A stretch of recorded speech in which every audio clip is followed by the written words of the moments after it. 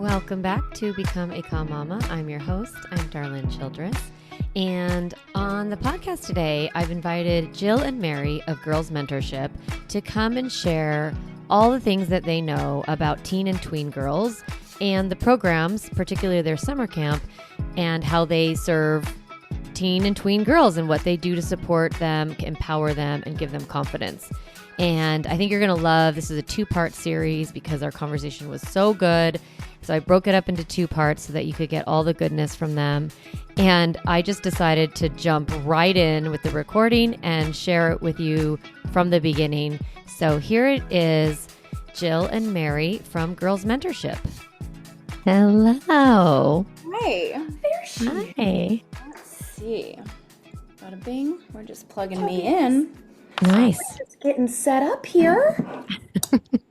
Hi. Yeah. I'm so excited for this conversation. Oh, we are too. It's been a hot minute. I know. Okay, we're gonna plug in our headphones here. Okay. Just a moment. You're left, I'm all right. Look at, we share headphones, just I know. You share mics, you share headphones. we just share life together. Can you hear us okay? Do we sound okay? I think it might be picking up the headphone mic.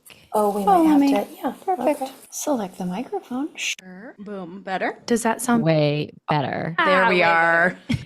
Well, welcome to Become a Calm Mama. I just want to get right into it. Let's dive right in, because if we start catching up, the magic's going to happen. So I would agree about that. Yeah. Well, I actually was thinking about this episode a lot, and I was like, I just want it to be a takeover, like a Jill and Mary Girls Mentorship takeover. And I'll just sit and listen and learn and poke my head in a little bit with questions, because Great. I think you both have so much to offer. So introduce yourself, introduce your program, and then I do have some questions to talk about. Great. Yeah. Who wants to go first? I mean, Mary's gonna kick us off. the dangerous duo. We like to usually go in alphabetical order, but since we're left to right, we'll do it that way. That's true. You're going to hear 2 voices. The first one is Mary, and I am sitting here with my best friend and my business partner. Hi, everyone. I'm Jill. And we're the co-founders of a company called Girls Mentorship. We teach life and personal development skills to tween and teen girls, and by proxy, all the adults in their life, because that is a comment we get all the time as well. When's the adult program starting? Because what I heard my daughter say when she got home from your program is something that I have yet to learn in my life. So the ripple effect of what we do spans far beyond the age demographic that we choose to do it with. Yeah. And that's what I'm hoping this podcast episode, like it'll be a twofer, one about the girls and what they need and what they're going through and what their struggles, what you teach your program. And then also then the second episode, a little bit more about kind of what parents can do. Like, yeah. So we'll get into both, because everyone's listening is like, yeah, I know. I want to also know how to do all the things. Yeah. 100%. Yeah. What are the tangible things that we can apply today? Yeah, exactly. Yeah, okay, cool. So Jill, say hi. And hi, everyone. I'm Jill. I am the other part of Girls Mentorship. And introducing myself, I know we shared a little bit more about us being co-founders of Girls Mentorship, and I also am a mama. So I wanted to mention that because I have 2 boys. I do not have girls. Everybody is like, oh man, you didn't go for a girl? And I'm like, I have a whole company full of them. But the beautiful thing and the dichotomy of both being a mom and in this work of me being front and center in Girls Mentorship is that I wear a couple different hats in terms of me being forward facing with the girls that we work with, but also applying all of those strategies and having those conversations constantly. And I apply it how I parent and how I am as a mom. So I have a 9-year-old and I also have an 11-year-old who both of them think they're teenagers. And we're entering the world of tween and almost the teen years. So I am in it with all of you and alongside all of you. Yeah, because you are experts on these girls, this age group, this teen, tween. And I wondered if it would be helpful. I don't know how it shows up for you, like do you see differences when you're like talking about this 11 or maybe 10 to 12, 10 to 13 group? I don't know how you define tween. And then versus the teen girls, like I would imagine that there's different things that they're working through. I mean, much with anything, it's a maturity level. I would say the conversation doesn't really change much, neither does what the girls in particular are struggling with. However, given their exposure to certain topics, friends, social media, obviously the content of what we're talking about or what they are experiencing becomes a little bit more mature. The way we talk about comparison with an 18-year-old is going to be a little different than how we talk about comparison with a 10-year-old, because we see the door just starting to open at age 10 around, we call it spotlight syndrome, right? Center stage, everyone's looking at me. Really, that perspective starts to open up for girls right when they start to turn 10 or 11, to where they start to get a little bit more shy and withdrawn and start thinking about what other people are thinking, whether they're thinking about them. Whereas if it's an 18-year-old, that's been about 8 years of the comparison game running through their brain. So not necessarily a difference in the subject matter, just a difference in how we approach it and the language that we use to talk about it. Mm-hmm. Okay, so we'll just anchor our conversation in like these girls, right? From 10 to through teen. Yeah. Okay. I love that. I wanted to start with the strengths of this age because I think we can easily focus on, oh, these girls, they're falling apart. You know, Jonathan Haidt's book about the anxious generation. And you see a lot of commentary about how much the girls are struggling, which is true. And we forget to talk about kind of the beauty of this age, or what are the things that are beautiful about this age. And I wondered if we could just start there with like, why is it great to be 10, 11, 12, 14 as a girl? Like I don't know. I'm sure you spent all these time with these girls and they're delightful. And I just wanted to hear, what are their strengths? And then we can get into their struggles or the skill gaps or the things that you work through. They're great. You're right. They're so great. They are wonderful. They speak their mind. They are so curious, and they make you question certain things. The things that you learn from their questions, because they're beginners, right? So you almost get to take yourself back to when you were that age, which we do try to do a lot because it obviously helps us relate to them and where they're at, referencing our 10, 11, 12-year-old selves and how we were feeling. They're experiencing all the firsts. So it's fun to be able to walk that path with them and see their eyes get really big when they understand a concept for the first time or realize that they're not alone in what they're struggling with. And they are funny.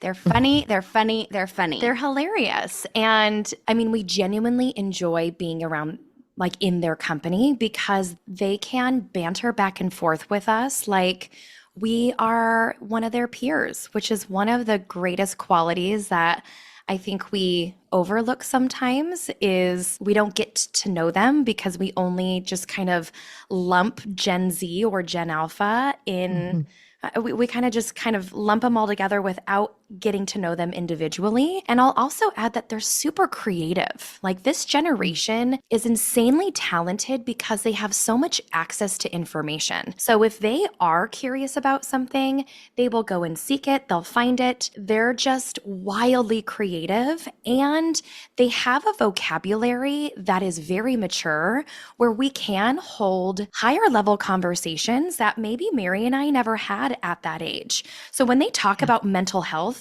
they're genuinely curious about what that means because they're experiencing anxiety or these feelings that they now have words to articulate and express themselves. So it's beautiful to be able to have this rich conversation with them because of the ability that they have with information. They are just so insanely smart. Yeah, I can see that because one of the things, as I've done this work for 15 years, so kind of parented. I don't parent the parents, but it feels like it sometimes. I work with we parents. Try not to. We try not to, exactly. I work with parents who, were themselves Gen X parents and then now millennial parents, right? So I've kind of watched this shift from traditional model. When I first started my work, I'd have to say feelings matter to parents. I'd be like, oh, feelings really matter. You really need to identify and help them articulate it. And now a whole generation of children has been kind of raised with this idea that we have feelings and that they matter. And learning to articulate them, deal with them, all of those things is all of our journey, I think. Right. But to see these young women able to kind of know, like, oh, I have some stuff inside of me that I want to express and that I Right. can, and that there's language for it. That's so great to see the benefits of having just opened us up as a culture to the emotional life of anybody. Yeah. And I think that really goes to the evolution of how we were raised. I think the pendulum has definitely shifted in terms of when we were raised, it was shove your feelings down and, you're going to move on very quickly and suppress, suppress, suppress until you explode. But if you explode in a manner that makes you look poorly, shame on you, right? So it was like we are undoing a lot of how we were raised to see what a new result can look like when we're parenting this generation. Yeah, and they want to talk about these things. Yeah. Maybe to a fault. I don't know, something we could talk about. But yeah, they want to talk about it. They have language for it. They are interested in their emotional life and they're owning like, yep, I have one and it matters and I'm gonna maybe talk about it a little bit. So that's so Totally. great. I agree with what you said in terms of we can touch on that. It seems what we see a lot, and again, what you said, we don't try to parent parents, but we try to make it clear what we've seen as far as just the data goes and where the pendulum has swung. So it seemed like with our Gen X parents that it was not a focus on feelings. It was a sweep it under the rug. It was a pick yourself up by your bootstraps. There was a lot of terminology around you're fine, it's fine, I'm fine, right? That was that was a popular thing. That now that us as millennials are having children, we want to do the exact opposite, which is not placate, which is not pretend like anybody's fine, but be very open and honest. So it feels like the pendulum has swung 180 degrees in the other direction, which can be a little damning and a little hurtful. I do feel like there is a happy medium somewhere between how to express our feelings in a healthy way that helps everything move forward and not get stuck on the labels of I am anxious, I am depressed, I am all these things that I've now seen on TikTok that I identify with that are holding me back. And that is where we're seeing the pitfalls of maybe being overly expressive of the things that we think we have when we actually don't know that those are the things that we have. We just have gone to, it's this generation's, WebMD, basically. We would go self-diagnose using the internet back in the late 90s, early 2000s. Now, as Jill pointed out, the amount of information coming to any one individual is 1,000 times what it was when we were growing up. Access to information is incredible, which is awesome and can be hurtful. I've been noticing in my practice that there's almost a pathologizing of adolescence. That's how I think about it, that we've pathologized normal, hard things that adolescents go through around their identity, around finding where they fit, around friendships, and the pain that is part of the process. And we've become a little bit, because we're allowing them to express it. And now we're afraid, like, oh my gosh, I have this anxious, depressed daughter, or, and it's true, there is more prevalence of it. But I think about myself as an adolescent and just how much pain I was in. I didn't have anywhere to put it. I didn't have anywhere to go with it. So I had my own negative coping strategies. I look at these kids and I almost feel like they're like, I have anxiety. I have depression. I have, like, they want to have a reason for maybe some things that are normal. I always think like one thing to have the language to express emotion, and we have to know what to do with it. And that is a little bit not, it's granular. It's like whenever parents ask me, well, my kid's sad because they don't get the sippy cup, or, whatever, I can't take them to the baseball game, whatever. Right. And a sick kid gets sad. It's like, well, then what do I do? I was like, right. Pretty much you could just wait. Like, pretty much let them be sad. It's okay. Yeah. It'll pass. We don't have to fix it. We don't have to get right in there. And I think normalizing the pain without trying to pathologize it or, create a prognosis for it. Like, here's a plan. It's like we could Right. just be okay. What do you guys think?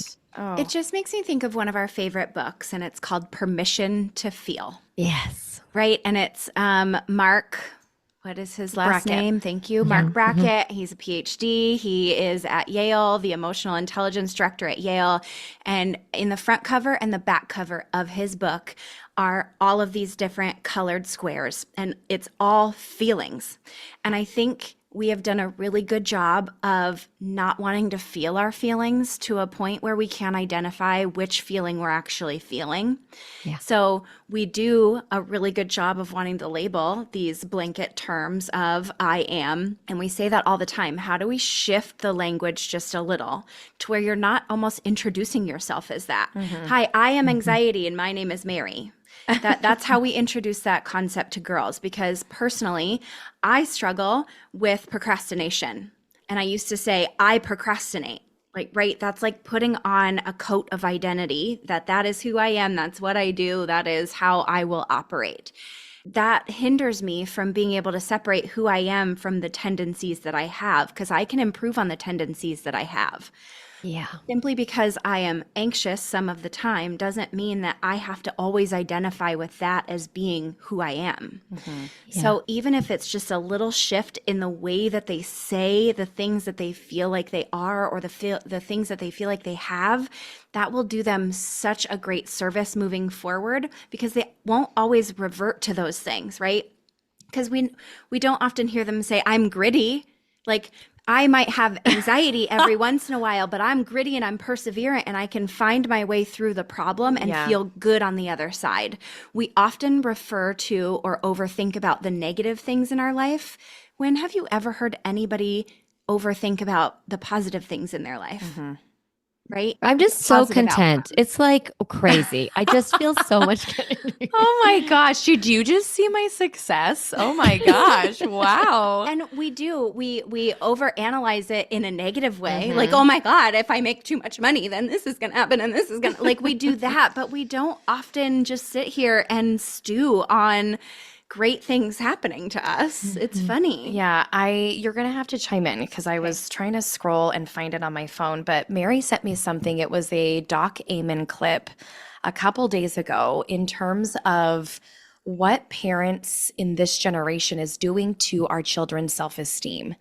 And it was around like parents are essentially like They're robbing kids of their ability to problem solve, critically think, and they're boosting their own self-esteem by doing that. And my mind was like, oh my gosh. Like, I'm getting my needs met by being very productive and problem solving and doing such a good job as a parent. And like, I feel better. But you're robbing theirs. Yes. Where's my participation trophy? Somebody pat me on the back because I confronted the teacher about my child's poor grade.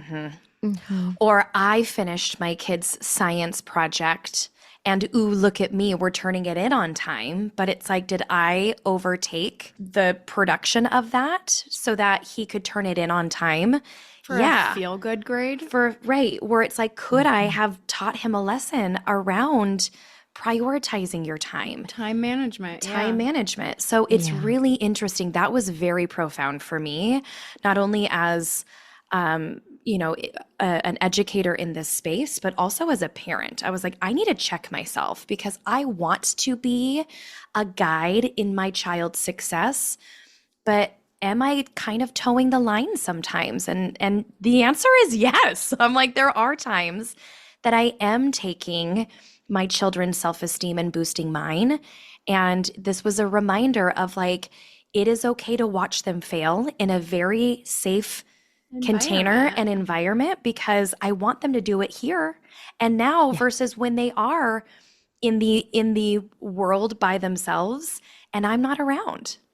Yeah. I think of it like previous generations maybe failed or struggled alone. And then we had to convince ourselves that we could figure it out or just go figure it out because the adults didn't seem available or reliable or interested possibly. Or wanting. Yeah, exactly. Desirous of the role. Yeah. And so then you were kind of forced to go figure it out. And then on the other side, it's like the adults are available, And that's wonderful. Like we want our kids to not struggle alone or to have failures, like not turn the thing on in time or whatever the thing is, and have that be the safe landing for them. But we're uncomfortable with any of it. We're uncomfortable with their discomfort. And also, I think for parents, it's hard to gauge. We've decided that the outcome, like the way that children act and perform, is directly result of parenting. It reflects Right. who we are as a Right. person. Yeah. Yes, and how good of a job we're doing. Now, the problem is the premise itself that I'm supposed to do a good job at this. I don't know, like that this is a job. There's a performance aspect to parenting, and that we have to decide, oh, I've hit all these boxes based on the fact that my kid's always on time, has good grades, it does all the sports, whatever it is we've decided in our head are those check boxes. But in the society itself, we've kind of overemphasized parenting a little bit in that we think we can control the factors so much and that we're supposed to. So it's like, yeah, I get a boost from that self-esteem thing. I like that perspective. And there's just a misunderstanding of the role of what it means to be a parent. Yeah. Well, and it's funny because who set the standard, right? Yeah. We're Social trying media. to hit the standard of who, because each child's needs are incredibly different, which I don't have children. I am around a lot of children given our work, obviously, but even just being directly related to Jill, who has two boys, her two boys are vastly different in what they need and how they need to be spoken to, tended to, reacted to.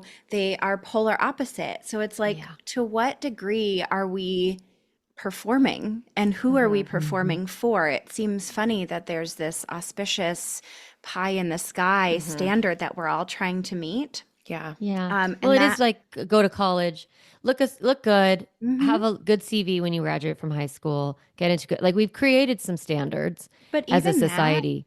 Yeah. And it doesn't make any sense. Like it doesn't, there's so many other paths, and that's not even really maybe possibly the best one. Well, Yeah. and what's so frustrating is, yes, this path to go to college, right? We've built that up over years and years and years. And I think the pendulum conversation is very relevant here as well, because millennials who did all the things right, we're starting to see a lot of content around that, just in terms of how PO'd people are. Like, you told us to take this path and get good grades and go to school and pick the right school and pick the right degree, and then we get a great job and be able to afford a house, and now we're all sitting here complaining about the price of inflation around everything, and none of us are really able to afford the house that we were quote unquote promised. None right? of us are happy. And Yeah. And we're not satisfied. and we're not Right, yeah. happy. Happiness is at an all-time low. I think I don't know who runs these surveys, but the United States fell to 27 or 28 in terms of the happiest countries in the whole world. And that sucks, because it's the land of the free. It's the home of the brave. The American dream is made here. And seeing that the population in general is just not happy because of these quote unquote standards that we're trying to meet, that sucks, because it feels like we're doing it wrong. On top of that, we're telling kids still that they need to go to college in order to be successful. And according to recent research, kids only know about 10 careers in total, right? Your doctor, your lawyer, your nurse, like your standard careers, when we should be talking about blue collar careers or trade schools that they could go to where they can work hard and be just as happy and make just as much money as what they're perceived to make doing the traditional careers. And I think that part sucks, because we're not doing a good enough job of exposing our kids, even with the amount of information that comes to them, to say, hey, you could literally do whatever you want. And what does whatever you want mean? Boom. All of these things, because I say that, I'll land the plane. We're working with a girl right now who is a sophomore in high school, and she's got it all together, right? It's all buttoned up, great grades, lives in a great home, two successful parents. She is all over the place. Beautiful. Oh, absolutely. Drop dead gorgeous. She referees for the Little League. She's got a job here. She runs her own business. She is not happy in any way, shape, or form. It is coming perfect on paper. Yeah, it is coming undone for her at a very quick rate. And their family reached out to us because they were scared for what was going on in between her ears. And it's like, we have told our kids that this is what's important, and we've held them to that standard, so much so to their own detriment. Because really, the truth of happiness, I think, or contentment is that I can be unhappy and figure out how to get back. Right. I think that's what I loved about your program, and I want to talk about it because it's a lot about confidence and a lot about your internal narrative of how you speak to yourself and how you think about yourself in the world. And I think about like, okay, well, I'm quite happy. Why is that? And it's not because I have a house and a job and a car and a husband and kids. I don't know. None of that. It's like because I know how to find it inside. I can like it's sometimes like grappling in the dark, just kind of I don't know, just pushing towards some sort of light and keep working at my own belief system inside. Like, okay, this is hard. What's hard about it? What can I do? Like all those questions and just finding, oh, this is the little piece of pain that I want to make a small change around. Or actually, why don't I go to gratitude? Like we have all these tools. And I think that's what you're really helping these girls with is learning the tools so that they don't have to keep externalizing. Their happiness does not need to be found outside. And if they keep looking for it on a piece of paper, I look this way, I have these achievements, I'm from this type of community, whatever it is, it's going to land flat. It sure is. And I know we're going to chat about our programs, but that's one of the biggest things that pains Mary and I when parents do seek out our services is that parents are so ready because their daughter she's changed in some way, shape, or form, and they don't know what to do. So they are searching and they're trying to do what's best for her, and they're doing the best that they can with what they have. And a lot of times they think it's like a one and done, right? Oh, let's try therapy. That should fix her. Well, it didn't work. So let's try now medication. Well, shoot, that didn't work either. It's like we can't look at our own lives and our children's lives as like we're going to try one thing and then it's either going to work or not work. And then that's it. It's like this, like the work that we do and what we will die on a hill saying over and over again is that this work is life's work. When we are in this girl's presence and care, it is because we are starting the journey for her. But we are not the end of the journey for her. This journey is going to be until the end of time.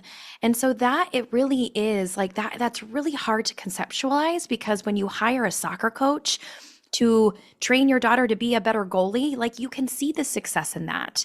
This work is it's complex. It's not tangible. They can't It's not touch super it. tangible. So we need to get more people to see the vision of that personal growth and development will absolutely solve so many problems that we are just kind of band-aiding, but we want it to happen so fast because we live in a culture that teaches us that you can buy anything and it shows up and on you'll your get doorstep. happy. I have gosh, this quote yeah. I just talked about in the podcast. So it's from Young Pueblo, and he says, "Healing yourself with love is a long-term process." It Yeah. absolutely is. Yeah. And it's funny because you can see a distinct difference between the parents who are at their wits' end in wanting to help their daughter and they buy into our programs and services and they buy into our programs and services on that other level, not just paying us money, but they're on board to help and support. And they see the changes. It's astronomical. It's incredible how much of a shift they see in their entire family, in their perspective, in moms and dads and brothers and sisters. It's like, oh my gosh, wow, you had her do this thing.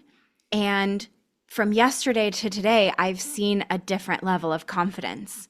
And I'm inspired by that. It's like it has, again, I said this at the very beginning, the ripple effect of what this work will do, not just for the individual, not just for the family, but for a community is vast. It's huge.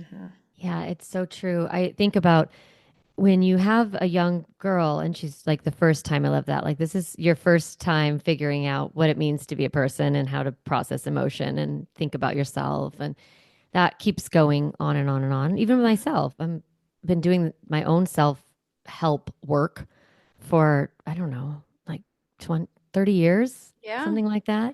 And I'm still exploring the, nuance of it all. And I don't look at myself and think, oh man, geez, that one thing didn't work. Like, I don't know. We give It's time ourselves, to give up. yeah, forget it. And I do think I talk about this a lot with parents that your kid needs to look at you and see that you believe that they can overcome. Mm. And that if you are a parent and you're like biting your nails, like, oh God, I hope this one works. What's the or else? And then what are you giving to your girl with the or else? It's like, it's so scary, right? That kind of nebulous, uh-oh, we're in trouble. I want to go back to what you asked about how awesome girls are at the beginning. Girls can see right through you, to Yes. your literal soul. They see you in the scariest of true ways. So if you are not confident in what you're saying, or if you're bullshitting them in any way, shape, or form, even as their parent, they will know, they will sniff it out.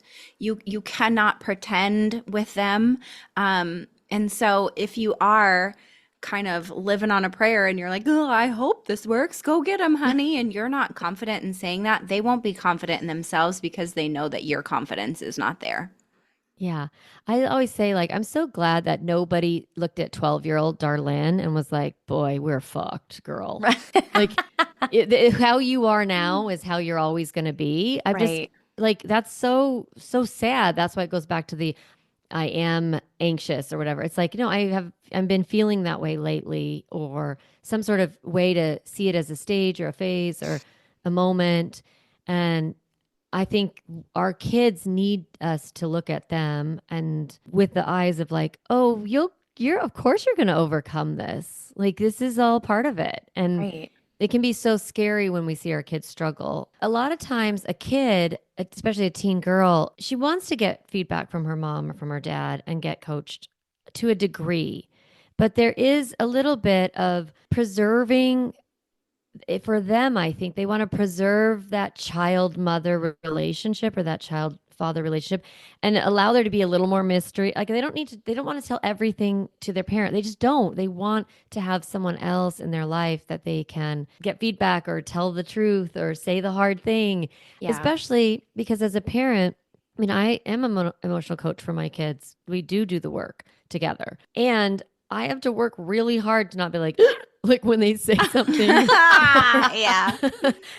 or, struggle with something or have an out of bound thought that they have or something that's really, really sad that they think about themselves. That my heart is tender towards them. I'm their mom. I have to keep a pretty solid game face on and go into that mentorship modality. And that is because I'm a trained life and parent coach in many ways, that I'm able to do it. And I have the skill set. It's hard to do even with the training. And it's hard for the kid to want to give that to their parent for a variety of reasons. Yeah. One thing I wish we've done to this point over the last 5 years is just have a recording of every parent who's ever said, well, she doesn't want to talk to me because I'm just mom or I'm just dad, right? And have it in so many different people's voices because it is consistent. It is through and through. Every parent-child relationship has that period of time where you don't get the answers you want from your child because they're going through their own journey. They're And discovering who they are. They have to differentiate from you. Well, and I That's think part of their job. what you Right. said in terms of your poker face, it's like it makes it harder for your kids to want to share intimate details about their life and what they're feeling, thinking, experiencing, because they don't want to feel judged or shamed or guilted by your response to what they're And they don't telling want you. to think, they want you to believe that they're good, like that they're okay. Right. Yeah, they're Yeah. working really hard to prove to you as an adolescent. They're working hard to prove I'm capable, because otherwise they would never launch into adulthood Right. if they didn't believe they were capable. So who are they launching from? Where are they going, right? They're leaving your nest and going out and to create their own. It's fits and starts and all the things. But they have to have a belief system, and they need to know that you believe that they can do it. So if they tell you some pain that they're experiencing or some doubt, that you might go, oh shit, yep, thought that, pretty sure you can't do it then. Like, it just is a weird relationship in that, sharing those intimate things. And it requires the child to really, truly, deeply, 100%, and even still, they still may not want to, but like believe like, oh, my parent isn't going to struggle with this information. They're not going to make it mean anything about me or my future. Yeah, 100%. Okay, so how can everyone meet with you or connect with you or find you? Like, what's the best way? What's the skinny? We are very social on You're so Instagram. social. We're the most social. But come hang with us. We would love, love, love to have your listeners drop in our DMs just to say, hey, I caught you on the podcast. I just wanted to say hi. We genuinely read every single DM. It's the two of us. We wanted to be well connected with you. Thanks, Well connected mamas. Yes, that's right. Yeah. Yes, Get this. I agree. Connect. Yeah. Just connect with us. We are the human beings behind Instagram. So you can find us at Girls Mentorship, just spelled the normal way. And then our website is girlsmentorship.com, and that will have all the information around camp, our peer leader program, and soon to come is our mentorship menu, like what menu items we have and the offerings for the one-on-one offerings outside of camp. Summer camp is our Super Bowl. That is the number one way to work with us for an extended period of time. And then individual coaching. So if your girl is struggling with something and it has been a struggle for a while, we would suggest our coaching program. We have a 12-week program that we take girls through, or we just have calls. If she needs a little support in the moment, that can be an option as well. oh my goodness, what a gift you are to any parent, really. Yeah. Thank you. I guess if you could just leave us with one thing that you wish parents would know about their middle school and high school girl, like if you just had a message for them or something that if they were here, they would want their mom or dad to know, like, Mom, I just wish you understood this about me, or I don't know, something like that, some kind of takeaway. I'd love that. You can literally never start this work for your kids too early. I think the earlier you consider it, the earlier you enroll her in conversations like this, the better off she's going to be for the rest of her life, as opposed to just letting her fly the nest and grapple with these situations as they come up through her early 20s, early 30s. Like, save her the time and the effort and the tears that you experienced. We want our kids to be better than we were. And this work guarantees that they have a head start on that. Oh, that's great. I will add that it is so crucial to speak your kids' language. And so what does that mean? It means maybe joining them on Snapchat, because that's where they're hanging out and communicating the most. It's sitting down with them and watching them play a game of Roblox or asking questions about their avatar. Or it's joining in on a dance party that even though you are pressed for time to get out of the door, they want you to be a part of that. So the more that you can see them without judging them or tearing them down or their ideas are stupid, but like really being with them and joining in on their world, the better the chance of that relationship continuing to be solid. And that's all kids want. It's for their parents to understand and not poke fun at or judge. So that's the invitation to say, do it. Download Snapchat, get involved, ask the right questions without it feeling very pushy or judgy. Finding that common language to reconnect and build that relationship. Well, thank you so much. I think you both have so much to offer. Darlene, thank you for the opportunity Yeah, to this has just been wonderful. use your platform to spread the good word. Yeah. Okay, wasn't that wonderful? I'm sure you loved meeting Jill and Mary and learning so many new things about parenting, about the struggles of parenting this generation, and the beauty of these girls and some of the things that they're going through and how best to support them. And this is not the end of the conversation, because we have a part 2 of this interview, and we get into a little bit more practical tools in part 2 in the next episode, and that is going to come out next week. But in the meantime, go right now to Instagram, go to Girls Mentorship, go to their website and start following Jill and Mary, connecting with them, learning about their programs, and especially if you have a teen or tween girl, hop on that right away. And I will see you next week with the part 2 of our episode. Hey mama, if you enjoyed this podcast episode, I want to encourage you to do two things. The first is go to my website, calmmamacoaching.com, and get a copy of the Stop Yelling cheat sheet. You'll get a step-by-step breakdown of the most important tool I teach, which is the pause break. And you'll also get 40 ideas to reset your body and balance your nervous system so you don't have to yell at your kids. You can get a copy of that, again, at my website, calmmamacoaching.com/stop yelling. The other thing I'd love for you to do is go to Apple Podcasts and rate and review this podcast so that other moms can discover empowering and helpful, practical parenting strategies, just like you did today. Thanks so much for listening to the podcast. It means a lot to be in your ear every week and to support you on your parenting journey.